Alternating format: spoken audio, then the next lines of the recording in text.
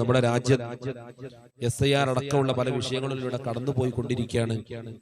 ബീഹാറിൽ ഒരുപാട് ആളുകൾക്ക് വോട്ടവകാശം തന്നെ നഷ്ടപ്പെട്ടു, ഒരുപാട് പ്രയാസം അനുഭവിച്ചുകൊണ്ടിരിക്കുകയാണ്. അള്ളാഹു നമ്മുടെ രാജ്യത്തിന്റെ ജനാധിപത്യം നിലനിർത്തി തരുമാറാവട്ടെ. രാജ്യത്തെ അട്ടിമറിക്കാൻ ശ്രമിക്കുന്നവരെ അള്ളാഹു തആല പരാജയപ്പെടുത്തട്ടെ. അതുപോലെ ഒരുപാട് പള്ളികളും സ്ഥാപനങ്ങളും വീടുകളൊക്കെ ബുൾഡോസർ വന്ന് നിരത്താണ്, രേഖയില്ല എന്നൊക്കെ പറഞ്ഞിട്ട് അള്ളാഹു സുബ്ഹാനഹു വ തആല ഈ രാജ്യത്തിന്റെ ശത്രുക്കളിൽ നിന്ന് നമുക്ക് എല്ലാവർക്കും പൂർണ്ണ സലാമത്ത് നൽകട്ടെ. നമ്മുടെ പള്ളികളും നമ്മുടെ വഖഫുകളും നമ്മുടെ സ്വത്തും എല്ലാം അള്ളാഹുവേ നീ പൂർണ്ണ ഹിമായത്തിലും ഹിഫ്ദുലുമാക്കി തരണേ അല്ലാഹ്. ഞങ്ങൾക്കും തുടർന്ന് ഞങ്ങളുടെ പേരമക്കൾക്കടക്കം ഞങ്ങളുടെ കുടുംബ പരമ്പര സമാധാനത്തോടെ സന്തോഷത്തോടെ ഈ രാജ്യത്ത് ജീവിക്കണം. ആ നിലയ്ക്ക് ഈ രാജ്യത്തിന്റെ ഭാവി നീ ഭദ്രമാക്കി തരണേ അല്ലാഹ്. രാജ്യത്തിന്റെ ശത്രുക്കൾ ആരാണെങ്കിലും അവരെ നീ പരാജയപ്പെടുത്തണേ അല്ലാഹ്. പ്രിയപ്പെട്ട മുഅ്മിനീങ്ങളെ, സഹോദരന്മാരെ, ആരാണ് ബുദ്ധിമാന്മാർ? ഒരൊറ്റ ഹദീസിന്റെ അർത്ഥം മാത്രം സൂചിപ്പിച്ച് ഞാൻ അവസാനിപ്പിക്കുകയാണ്. ആരാണ് ബുദ്ധിമാന്മാർ? നമ്മുടെ കൂട്ടത്തിൽ കുറെ വളവന്മാരുണ്ട്. നമ്മുടെ ഭാഷ പറഞ്ഞാല് നല്ല വളവുള്ളവൻ എന്താ ചെയ്യാ? പെട്ടെന്ന് നല്ലൊരു ജോലി നോക്കും. ഏറെക്കുറെ ആൾക്കാരൊക്കെ എന്ത് ചെയ്യും? നല്ലവണ്ണം പഠിക്കും, നല്ല വിദ്യാഭ്യാസം പെട്ടെന്ന് നേടി, +1 കഴിഞ്ഞ് SLC കഴിഞ്ഞ് +1 +2 ഒക്കെ കഴിഞ്ഞ് നല്ലൊരു ഡിഗ്രി എടുത്ത് ഒരു കോഴ്സൊക്കെ പൂർത്തിയാക്കി എങ്ങനെയെങ്കിലും ഒരു ഗവൺമെന്റ് ജോലി കിട്ടണം എന്ന് ആഗ്രഹിക്കും. അല്ലെ, ബുദ്ധിയുള്ളവൻ അങ്ങനെയല്ല ചെയ്യാം. ഗവൺമെന്റ് ജോലി കിട്ടിയ പിന്നെന്താ? ജോലി കിട്ടാനേ പണിയുള്ളൂ, കിട്ടിയാ പിന്നെ പണിയില്ലാന്നാ. ഗവൺമെന്റ് ജോലിയുടെ പ്രത്യേകത അങ്ങനെ, കിട്ടാനാണ് പണി, കിട്ടിയാ പിന്നെ പണിയില്ല.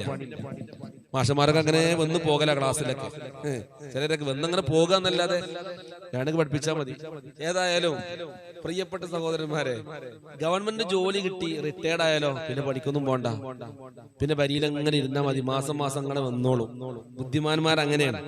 വേറെ ചില വളന്മാരെ പഠിക്കാനൊന്നും ഓലെ കിട്ടൂല, എന്നാലും നല്ല വളവേക്കാർ, വളരെ പെട്ടെന്ന് എങ്ങനെങ്കിലൊക്കെ SLC തോറ്റാലും നല്ല ബിസിനസ്സിൽ നല്ല തന്ത്രം ഉണ്ടാവും, നല്ല കച്ചവടത്തിൽ നല്ല ഐഡിയ ഉള്ള ആളേക്കാർ. ചിലപ്പോൾ ഗൾഫിലേക്കൊക്കെ കയറി അവിടെ 2 ഹോട്ടലൊക്കെ ഏറ്റെടുത്തങ്ങോട്ട് നടത്തി നല്ല പൈസ ഒക്കെ ഉണ്ടാക്കി സുബ്ഹാനല്ലാഹ് നിമിഷ നേരം കൊണ്ട് ഏതാനും വർഷങ്ങൾക്കുള്ളിൽ എന്താവും? ഗൾഫിലങ്ങോട്ട് പോയി അധ്വാനിച്ചിട്ട് പിന്നെ നാട്ടിൽ വന്നിട്ട് അത്യാവശ്യം പൈസ ഒക്കെ ഉണ്ടാവുമ്പോൾ പെട്ടെന്ന് എന്ത് ചെയ്യും? കുറച്ച് എസ്റ്റേറ്റ് ഒക്കെ വാങ്ങിയിട്ട് കുറച്ച് തോട്ടങ്ങളും ഭൂമിയൊക്കെ വാങ്ങിയിട്ട് വലിയ വലിയ ബിൽഡിംഗ് ഒക്കെ വാങ്ങിയിട്ട് എന്ത് ചെയ്യും? ഏകദേശം ഒരു 10-15 ഏറിക്ക് ഒരു 10-25 കൊല്ലം ഗൾഫിലൊക്കെ നന്നായി ജോലി ചെയ്യും. എന്നിട്ടോ ആ കിട്ടിയ സാലറി വളരെ തന്ത്രപരമായി വളരെ ആസൂത്രിതമായി അത് വിനിയോഗിച്ച് നാട്ടിൽ നല്ല എസ്റ്റേറ്റും ഭൂമിയും കുറച്ച് കെട്ടിടങ്ങളൊക്കെ വാങ്ങിട്ട പിന്നെ നാട്ടുകാർ എന്തായി?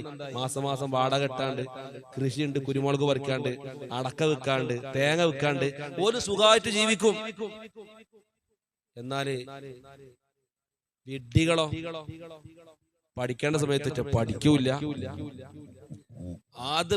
ആകെ ഞാൻ ജയിക്കുന്ന പറയാം, എന്നിട്ട് തോൽക്കും. ഓൻ്റെ ഒപ്പമുള്ള ചിലപ്പോൾ കളക്ടറായിട്ടുണ്ടാവും, എന്നിട്ട് പറയും ഞാനും കളക്ടറില്ല, ഞങ്ങൾ ഒപ്പം പഠിച്ചതാ, ഞാനും മറ്റേ ആ ജില്ലാശുപത്രി ഡോക്ടറില്ലേ, ഞാനും മൂപ്പരൊക്കെ ഒപ്പം ഒരേ ബെഞ്ചുമെന്ന് SLCക്ക് പഠിച്ചതാ.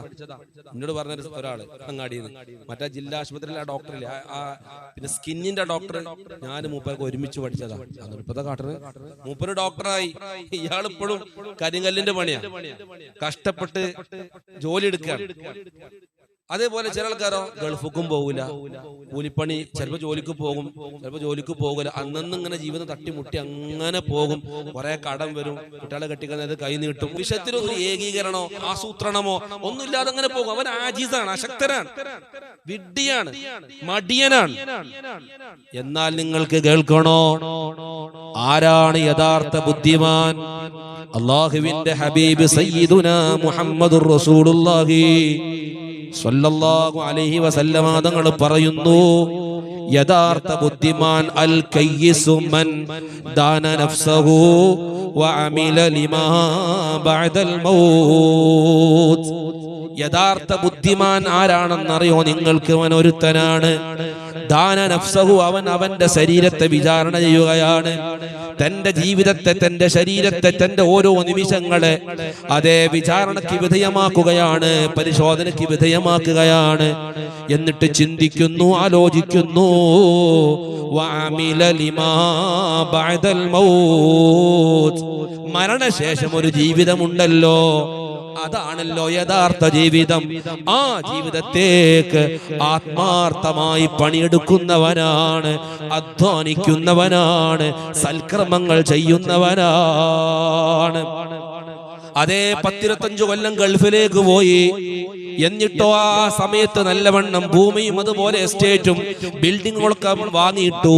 പ്രായാകണ കാലത്ത് പേരക്കുട്ടികൾ പോലും തിരിഞ്ഞു നോക്കിയിട്ടില്ലെങ്കിലും വാപ്പാക്ക് വെല്ലിപ്പാക്ക് സങ്കടപ്പെടേണ്ടതില്ല. കാരണം മാസം മാസം വാടക കിട്ടാനുണ്ട്. റിട്ടയർഡ് ആണെങ്കിലും തനിക്ക് സാലറി കിട്ടുന്നുണ്ട്. ഈ രൂപത്തിൽ ചിന്തിക്കുന്നവരുണ്ടെങ്കിൽ പ്രിയപ്പെട്ട മുഅ്മിനീങ്ങളെ, അതൊന്നല്ല ബുദ്ധി.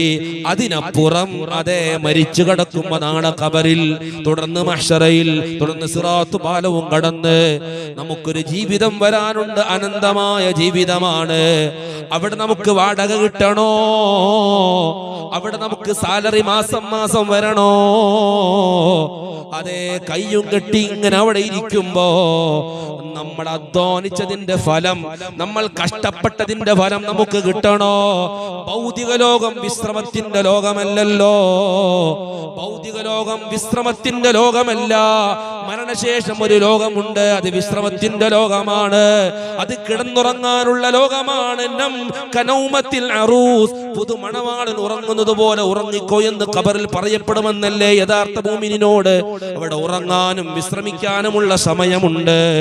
എന്നാൽ മരിക്കുന്നതിന് മുമ്പ് മരണാനന്തര ലോകത്തേക്ക് കൃത്യമായി പ്ലാനുകൾ ഉണ്ടാക്കി ആസൂത്രിതമായി തന്റെ സമയത്ത് മുഴുവനും വിനിയോഗിക്കുന്നവനാണ് ബുദ്ധിമാനെന്ന് മുത്തു മുഹമ്മദ് മുസ്തഫ സല്ലല്ലാഹു അലൈഹി വസല്ലമ തങ്ങൾ പഠിപ്പിക്കുന്നു.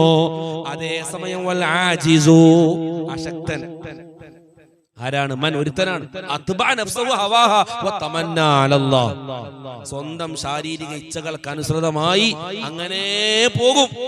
ഉറക്ക് വരുമ്പോ ഉറങ്ങും, തോന്നുന്നതൊക്കെ അവൻ കാണും, ആ താല്പര്യമുള്ളിടത്തൊക്കെ അവൻ പോകും. നിയന്ത്രണങ്ങളൊന്നുമില്ല. അള്ളാഹു നല്ല പ്രതീക്ഷിക്കും. അള്ളാഹ് റഹീമല്ലേ, അള്ളാഹ് റഊഫല്ലേ, രക്ഷപ്പെടേക്കാരം. ഇങ്ങനെ അതൊക്കെ ഉണ്ടാവുന്ന കരുതി അങ്ങനെ പോകും.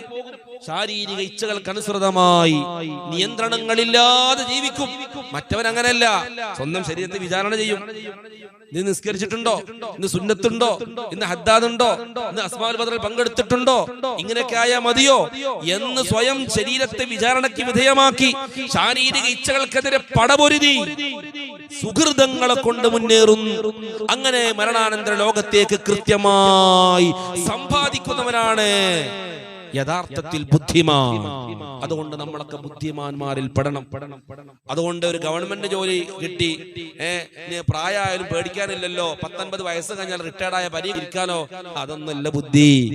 അതിനപ്പുറം മരണാനന്തര ലോകത്ത് നമുക്ക് ഉപകരിക്കുന്ന ഏറ്റവും സുഹൃതം, ഏറ്റവും വലിയ കർമ്മമാണ് അല്ലാഹുവിന്റെ ഇൽമ് പഠിക്കുക, പഠിപ്പിക്കുക, അതുമായി ബന്ധപ്പെടുക, അതിനോട് സഹകരിക്കുക, സഹായിക്കുക.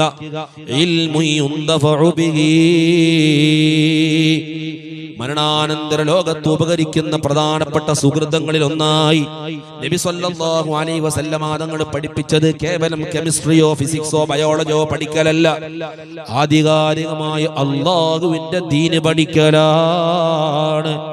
ദീന് പഠിക്കുന്നു, അത് പ്രചരിപ്പിക്കുന്നു, അത് പകർന്നു കൊടുക്കുന്നു. നാം പഠിച്ച ഇൽമ് നാം ചെയ്യുക മാത്രമല്ലല്ലോ, മറ്റുള്ളവർക്ക് പകർന്നു കൊടുക്കുന്നതിലൂടെ, ആ ഇൽമ് കൈമാറ്റം ചെയ്യപ്പെടുന്നതിലൂടെ ഖിയാമത്ത് നാൾ വരെ ഇൽമിന്റെ ആളുകൾ അല്ലാഹുവിന്റെ ദീന് അതേ ഇബാദത്ത് ചെയ്തിട്ടും ഇൽമ് പ്രചരിപ്പിച്ചിട്ടും ആ ഇൽമ് നിലനിൽക്കുകയാണ്. ആ പറഞ്ഞു പഠിപ്പിച്ചു കൊടുത്ത ഇൽമനുസരിച്ച് ആരൊക്കെ സുഹൃതങ്ങൾ ചെയ്യുന്നുണ്ടോ, ആരൊക്കെ ഇൽമ് കൈമാറ്റം ചെയ്യുന്നുണ്ടോ,